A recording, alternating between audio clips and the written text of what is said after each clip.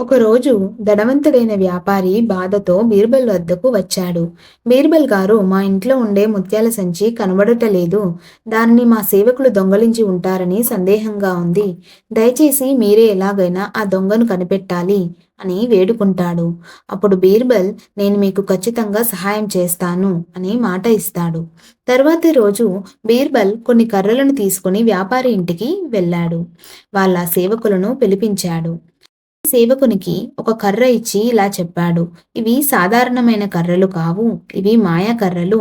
ఇప్పుడు ఇవన్నీ ఒకే పొడవులో ఉన్నాయి. రేపు మీరు ఈ కర్రలను తిరిగి ఇవ్వండి. ముత్యాల సంచిని ఎవరైతే దొంగలిస్తారో వారి కర్ర మాత్రము ఒక అంగుళం పొడవు పెరుగుతుంది అని చెప్పాడు.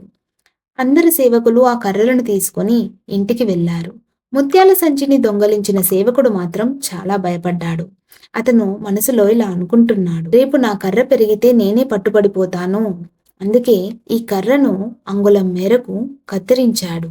తర్వాత రోజు అందరూ తమ తమ కర్రలను తీసుకుని బీర్బల్ వద్దకు వచ్చాడు. బీర్బల్ ఆ కర్రలను జాగ్రత్తగా చూసి ఒక కర్ర మాత్రం అంగుళం తక్కువగా ఉందని గమనించాడు. చిన్న కర్రను పట్టుకున్న సేవకుడిని చూపిస్తూ ఇలా అన్నాడు, ఇతనే ఆ ముత్యాల సంచిని దొంగలించాడు. ముత్యాల సంచిని దొంగలించిన సేవకుడు తన తప్పును ఒప్పుకున్నాడు. తన దగ్గర ఉన్న ముత్యాల సంచిని తిరిగి వ్యాపారికి ఇచ్చాడు. అలా బీర్బల్ తన తెలివితో దొంగను పట్టుకున్నాడు. నిజం, ధైర్యం, తెలివి ఎప్పటికీ విజయం సాధిస్తాయన్న గొప్ప పాఠాన్ని బీర్బల్ అందరికీ తెలిపాడు.